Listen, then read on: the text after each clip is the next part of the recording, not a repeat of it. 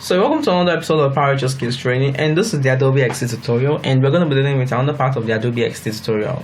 Actually, Adobe XD is just quite simple actually, but there are some tools which can be quite confusing and you will need a lot of attention to get used to it. So I think I'm going to set this right here to at least 50%. That's going to give me a little bit of a better view, or if I don't really want to stress myself, I can just press the zoom button and just give me a full coverage of this large area. I think the smaller it is, okay? I'm gonna have to decrease this a little bit. Okay, let's just put this back to 100. That's quite big. Let's put this back to 50. Okay, that's quite good. So I'm just gonna drag this right here and put this right here. So if I draw a shape, you see, I can just draw a simple shape just like this. What are the basic editing I could do to the shape? There are actually a basic edit. So there are some basic editing I can actually do to the shape. I could just change the width and the height right here. Just put 34, 34, and also this one's 46. So it's kind of resized right here. If I want to put the position of it, I could just put 45. This is one. I could put 45. So you see, I'm changing the position of everything. If I want to change the rotation, I could put it to 45 degrees. It's going to rotate like that. And if I want to set the alignment, you can see I'm trying to, sorry, this is the mirror button. I'm trying to mirror the view of the button, as you can see, mirror it all over and over, all over and over. So let's just say it's quite simple, and I can just say fixed position while scrolling. So you might not actually need to put this right on. So please make sure you set that responsive design, because it won't be good if you don't have a responsive design. It spoils a lot of stuff. So now you can always adjust the opacity of your shape right here and here. As you can see, the opacity is being adjusted, and also as in other Adobe apps, you can always add your blend mode. There's a lot of blend mode right here. I could turn it to screen. It's not really gonna show. If I change the fill color, okay, when we talk about the fill color, we'll talk about the blend mode. So I'm gonna change it to this kind of dotted kind of circle, which it's not gonna show because I set the blend mode to screen. Let's change the blend mode back to normal. Okay, so as you can see, if I click on this and I kind of bring this down to this, you're gonna see a little bit of dotted line all around. Though I'll be done with dotted line all around, and I can give it 3, 4, 4, and that looks quite good. So actually, with this fill color, there are a lot of stuff I could do with the fill color. When I double click on it, I could actually get my red color to pick it up, or I could just take this pen dropper tool and go right towards the end place to pick up any kind of color. Let's pick this. You see, the color just changed to that. So let's just say this app is quite simple to use. Look at the border. Your border gives like see what the border can do. It gives a color around the particular shape. As you can see, I always use my pen dropper tool to pick up a little bit of color. Let's take this one.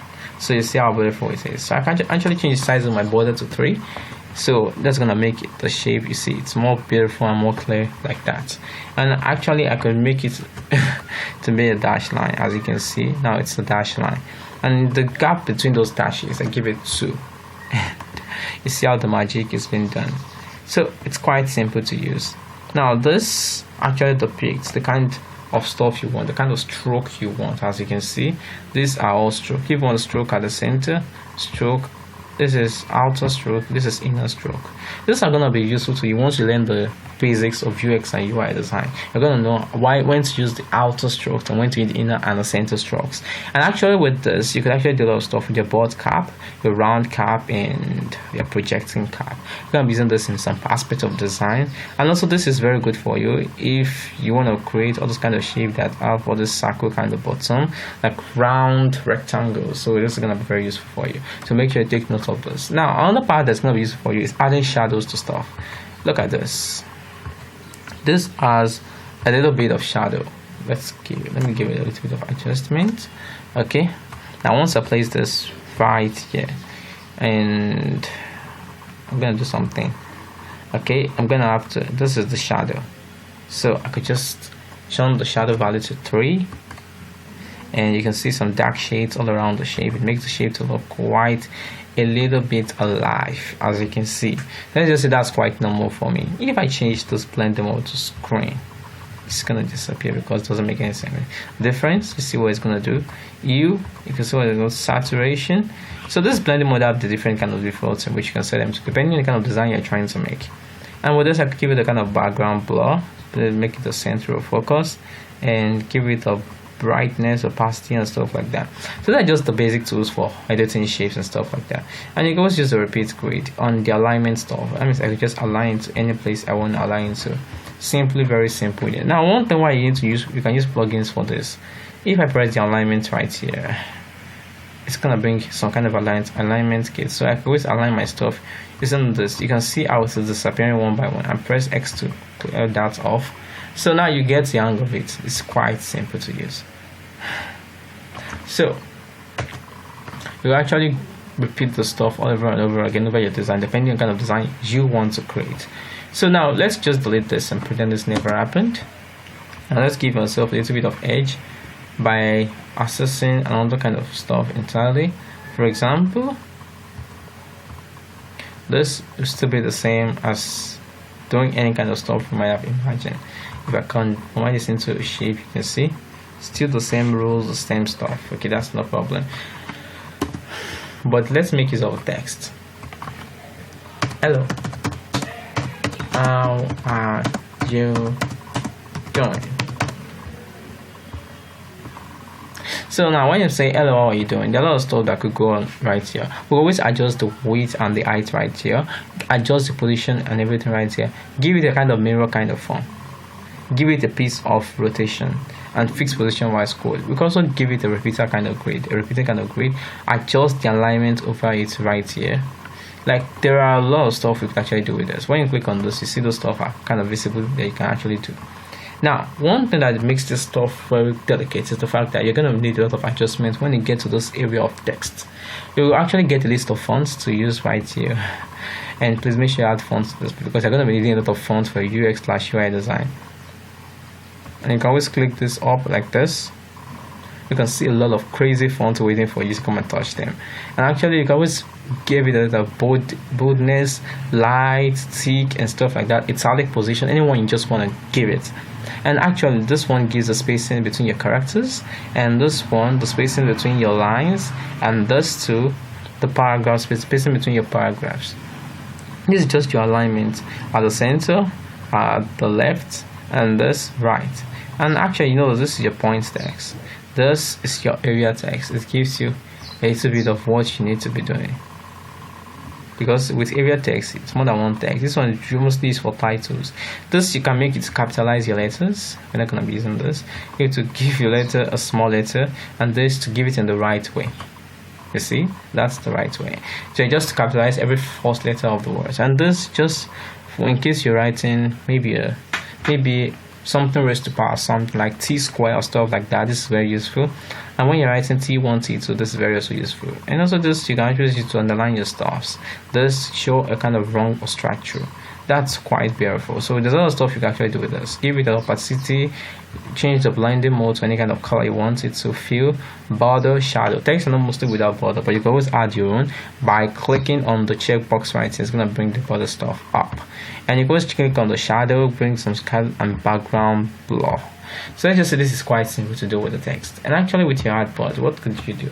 So if I was to draw a new artboard right here, I could just select the way my artboard is going to look right here. So I'm going to select iPhone 678 and I'm going to get a new artboard right here. So that means even before I selected my artboard, once I select a new artboard, I could, before I just start drawing,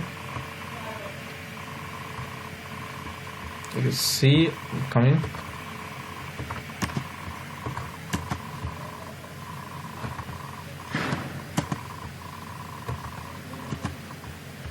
So by the time I take this artboard and I want to draw, I'm going to see a list of artboards right here, and I can just click any one I want, and it's going to appear all over this place. So let's say it's quite simple, and you can see the simple tools right here. I can still change the artboard if I want to. Sorry, add another artboard if I want to. And actually look at the grid. I can add a layer or a square grid to help me to adjust my my layout very well. And actually you can actually make this the default kind of size for all your artboard, or you can just use this at default. And the viewport height, you can always adjust the viewport height and weight and stuff like that, and make it a landscape. You see, it's gonna be a landscape instantly. Let's just say UI design is easy to adjust to with Adobe XD. Maybe when you're doing the tutorials on Azure Pro now, you understand that sometimes some UI apps are actually crazier than Adobe XD and can be lots harder. But Adobe XD just makes it quite easy for you. You could also use Photoshop and Illustrator for UI design, but this is the most recommended app because the availability of the plugins. Like these plugins are not available mostly in Photoshop and Adobe and Illustrator. Though we have plugins for Photoshop and Illustrator, but these plugins are suited for this and they are perfect for the job. So that's all for today, actually, as you can see. But before we close it up, why don't we take a little bit of roundup towards prototype? That will happen in our next tutorial. And what about sharing stuff? We'll also discuss a little bit of that. And actually, we can discuss a bit of that of my project in the next tutorial. So please and please, before you leave, you can actually go down below, give us a comment, and let's see how far this tutorial has been quite helpful and quite explanatory. And also make sure you give us a thumbs up and subscribe to our YouTube channel, and let's see how far we can go with this tutorial. Thank you very much for your support. Have a beautiful, nice and wonderful day, and goodbye.